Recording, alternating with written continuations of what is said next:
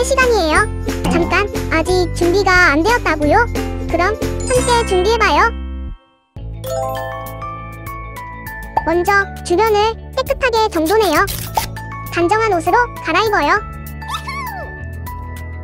성경책, 찬송가, 헌금을 준비해요. 누워있거나 간식을 먹지 않기로 약속해요. 다른 행동은 멈추고 예배에 집중해요. 찬양 시간에는 기쁜 마음으로 일어나서 따라해요. 성경 말씀은 함께 큰 목소리로 따라 읽어요. 설교가 끝나고 기도 후에는 큰 소리로 아멘해요. 아멘. 준비한 헌금은 따로 저금통이나 성경책에 모아두었다가 교회에 출석할 때 드려요. 예배가 끝날 때까지 경건하게 예배에 집중해요. 광고도 잘 듣고 기억해두세요. 그럼 예수님과 함께 기쁘고 행복한 예배 시간이 되기를 바라요.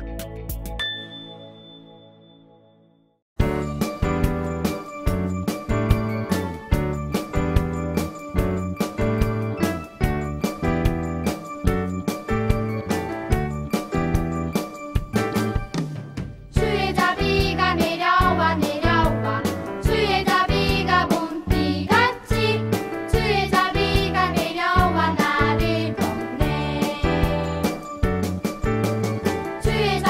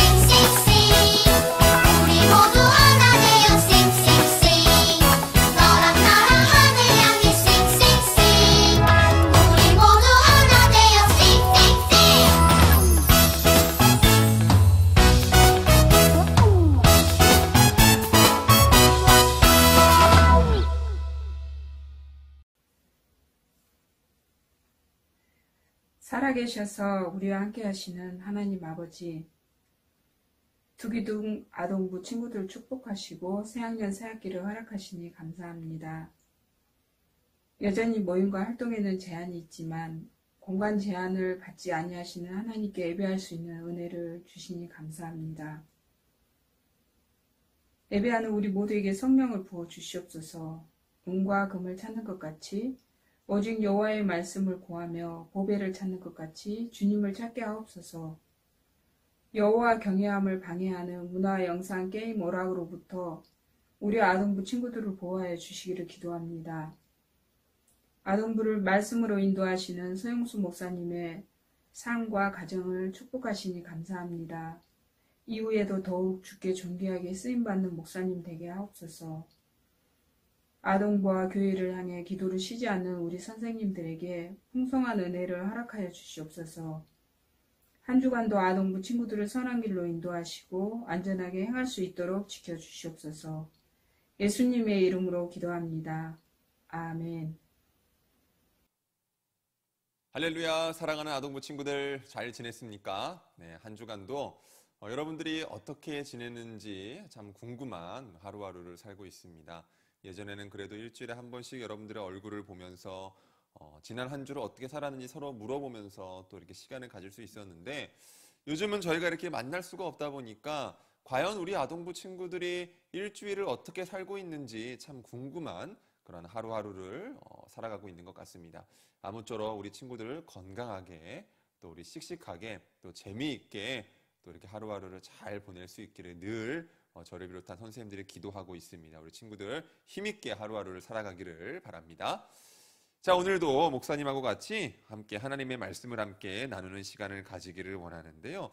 오늘은 용기 있고 담대하게라는 제목의 말씀을 함께 나누기를 원합니다. 먼저 오늘 우리 본문이 되는 말씀을 같이 한번 보겠는데요. 사도행전 7장 55절에서 60절까지 말씀입니다.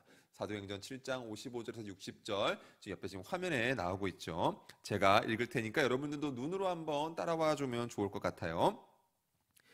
스데반이 성령 충만하여 하늘을 우러러 주목하여 하나님의 영광과 및 예수께서 하나님 우편에 서신 것을 보고 말하되 보라 하늘이 열리고 인자가 하나님 우편에 서신 것을 보노라 한데, 그들이 큰 소리를 지르며 귀를 막고 일제히 그에게 달려들어 성 밖으로 내치고 돌로 칠세 증인들이 옷을 벗어 사울이라 하는 청년의 발 앞에 두니라.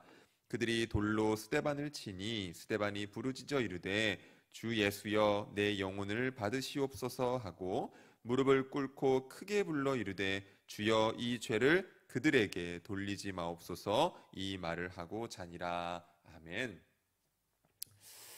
자, 여러분, 지금까지 모든 나라, 모든 시대, 모든 사람을 통틀어서 가장 많이 읽힌 책이 옆에 이 그림에 나오는 것처럼 성경이라고 합니다. 성경. 그러니까 세상에 여러 가지 책들이 있지만 최고의 베스트셀러로 많이 읽고 많이 팔린 책이 성경이다라는 것인데요. 이 성경은 하나님이 하나님의 자녀인 우리들에게 주신 너무나 귀중하고 너무나 소중한 선물입니다. 만약 이 성경이 없다면 우리는 하나님에 대해서 알 수 있는 방법도 없을 것이고 제대로 알 수 있는 방법도 없을 것이고, 아마 이 성경이 없다라고 한다면 우리가 바른 믿음을 가지는 데 있어서도 아마 상당히 어려움을 겪을 수밖에 없는 아마 그러한 일들이 벌어지게 될 것 같아요. 그래서 이 성경은 누구나 쉽게 읽을 수 있도록 다양한 언어로 지금 번역이 되어져 있는, 우리 세상을 보면 그렇게 되어져 있습니다. 그런데 오래전에 이제 성경을 읽는 것이 불법으로 여겨졌던 그러한 시대가 있었어요. 과거에는 그런 시대가 있었는데, 자, 지금 화면에 나오는 것처럼 이 사람이 존 위클리프라는 사람인데요.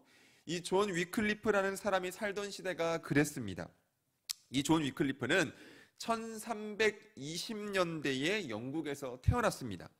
그러니까 어린 시절부터 아주 똑똑했다고 해요. 아주 명석한 두뇌를 가지고 있던 인물인데, 이 위클리프가 성경을 연구하면서 당시 가톨릭 교회에서는 알려주지 않았던 그러한 놀라운 진리를 스스로 성경을 공부하면서 깨달았다고 해요.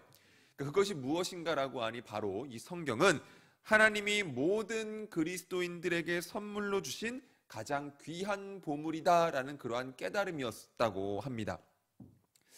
당시에는 이 성경이라는 것이 일반 사람들 누구나 읽을 수 있거나 누구나 볼 수 있었던 것이 아니었거든요. 당시에는 종교 지도자들, 그러니까 뭐 신부님이라든가 뭐 좀 높은 가톨릭의 높은 어떤 직분을 가지고 있는 사람들만 읽을 수 있는 특권을 가지고 있었던 것이 바로 이 성경이었습니다. 그래서 평범한 사람들이 쓰는 언어가 아니라 전문적으로 공부한 사람들만 읽을 수 있도록 쓰여져 있던 것이 바로 이 성경이었습니다. 이러한 상황과 모습 속에서 이 위클리프가 누구나 성경을 읽을 수 있도록 이제 영어로 이제 성경을 번역하기로 이제 결심을 합니다. 그래서 여러 지역을 다니면서 열심히 복음을 전하고 또 시간이 날 때마다 이 성경을 번역하는 일에 힘을 씁니다. 물론 그 과정에서 이 반대하는 사람들의 그 거짓 고소, 이제 잘못된 어떤 그런 그 위협 이런 것 때문에 3번이나 이제 법정에 서기도 했다고 하는데요. 그럼에도 불구하고 위클리프는 끝까지 포기하지 않고 열심히 성경을 번역합니다. 많은 위협과 협박, 어려움이 있었지만 결국 위클리프가 성경 번역을 완성합니다. 그가 번역한 성경이 최초의 영어 성경이라고 알려진 위클리프 성경이에요. 많은 위험이 따를 것을 알았겠죠. 많은 위험이 따를 것을 알았지만 그럼에도 이 성경을 번역하는 것은 너무나 중요한 일이었기 때문에 위클리프는 그 일을 시작했습니다. 이처럼 의미 있고 소중한 일에는 위험이라는 그런 그 부분이 따를 때가 있어요. 왜냐하면 사람들이 그 일이 얼마나 중요한 일인지 아직 알지 못하기 때문에 어떤 그 일을 중요한 일임에도 불구하고 그 일을 하는 사람들을 위협하거나 힘들게 하는 경우가 생기기 때문에 그렇습니다. 자, 그렇다면 여러분, 위클리프 입장에서는 성경을 번역하는 것이 너무나 중요한 일이었지만, 자, 지금 우리의 입장에서 세상을 바라볼 때에 세상에서 가장 중요하고 의미 있는 일은 무엇일까요? 여러분들 한번 생각해 보겠습니다. 우리 아동부 친구들에게 있어서 가장 중요하고 의미 있는 일은 무엇입니까? 게임을 하는 건가요? 아니면 먹는 건가요? 아니면 공부하는 건가요? 자, 어떤 것입니까? 여러분들이 아직은 잘 모를 수 있지만 우리가 하루하루 세상을 살아가면서 우리에게 가장 중요하고 의미 있는 일은 바로 복음을 전하는 일, 바로 예수 그리스도를 전하는 일이 우리에게 너무나 크고 의미 있는 일이다라는 것을 우리 친구들이 알아야 합니다.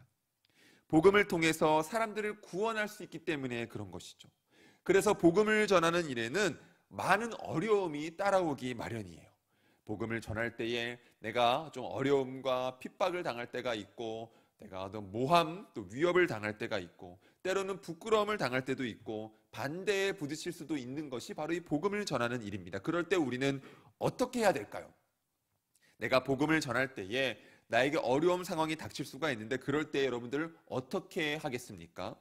위축되거나 주눅들어서 복음을 전하는 것을 포기해야 하는 것일까요? 자, 어떻게 하는 것이 옳은 선택일까요? 이 질문에 대한 답이 바로 하나님의 말씀에 있습니다.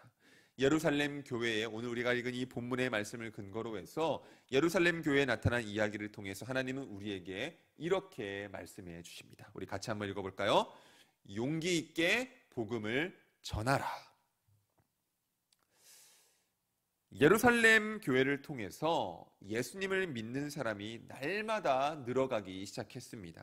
그리고 이제는 사도들, 즉 예수님에게 직접 가르침을 받은 그 예수님의 제자들 외에도 많은 사람들이 복음을 전하는 일에 참여하기 시작했습니다. 자, 그 중에는 스데반이라는 사람도 있었어요. 스데반은 성령님이 함께 하셔서 하나님의 은혜와 능력이 가득한 사람이었습니다. 그가 복음을 전할 때마다 성령님의 능력과 기적이 함께 나타났습니다. 하지만 예수님의 부활을 믿지 않는 사람들은 스데반을 미워했어요. 그들은 스데반이 더 이상 예수님을 전하지 못하게 하려고 몇몇 사람들에게 돈을 주어서 거짓으로 스데반을 고발하게 만들었습니다. 그리고 그렇게 돈을 받은 사람들은 스데반이 나쁜 말로, 말도 안 되는 나쁜 말로 하나님과 모세를 욕되게 하고 있다라고 거짓으로 이제 스데반을 고발합니다. 자, 결국 스데반은 법정으로 끌려오게 되는데요. 사람들은 법정에서 스데반을 비난하고 거짓으로 고발하면서 몰아세웁니다. 하지만 스데반은 자신을 헐뜯는 많은 사람들 앞에서도 두려워하지 않았어요.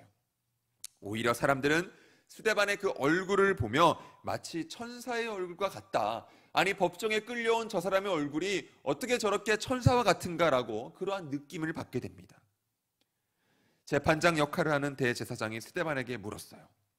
당신이 정말 하나님과 모세를 욕되게 하는 말을 했습니까? 스데반은 자신의 무죄와 억울함을 설명하려거나 변호하려고 하지 않았습니다. 대신 그곳에 모인 사람들을 바라보며 이렇게 이야기를 했습니다. 하나님은 지금까지 우리 이스라엘을 인도하시고 구원해 주셨습니다. 하지만 우리 조상들은 계속해서 하나님의 말씀을 어기고 반역했습니다. 그런데 여러분들도 마찬가지입니다. 하나님이 보내신 구원자 예수님을 박해하고 죽였습니다. 여러분은 하나님께 반역했습니다. 그 이야기를 들은 그 자리에 있던 사람들은 자신들이 스스로 하나님을 잘 섬기고 있다고 생각을 했습니다. 오히려 예수님을 따르는 사람들이 하나님께 반역을 했다고 여기고 있었던 것이 그 자리에 모여있던 사람들의 모습이었습니다. 그런데 스데반이 자신들을 향해 하나님께 반역했다고 하자 화가 나서 이를 갈며 스데반을 노려보기 시작했습니다. 그러나 스데반은 성령이 충만해져서 하늘을 올려다보며 말했습니다. 보십시오. 하늘이 열리고 하나님의 아들 예수 그리스도가 하나님의 오른쪽에 서 계십니다. 사람들은 더 이상 화를 참지 못하고 스데반에게 달려들어 스데반을 성 밖으로 끌어냈습니다. 그리고 그를 향해 돌을 던지기 시작했습니다. 구약의 율법에 의하면 하나님을 모독한 사람은 돌로 쳐서 처형하게 되어 있기 때문에 자신들은 율법에 따라 스데반을 처형한다고 생각했습니다. 스데반은 그렇게 돌에 맞으면서도 이렇게 기도했습니다. 예수님, 저의 영혼을 받아주세요. 그리고 저 사람들의 죄를 용서해 주세요. 결국 스데반은 돌에 맞아서 숨을 거두게 됩니다. 자, 이 이야기에서 스데반은 죽음 앞에서도 용기 있게 복음을 전하는 모습을 보여주고 있는데요.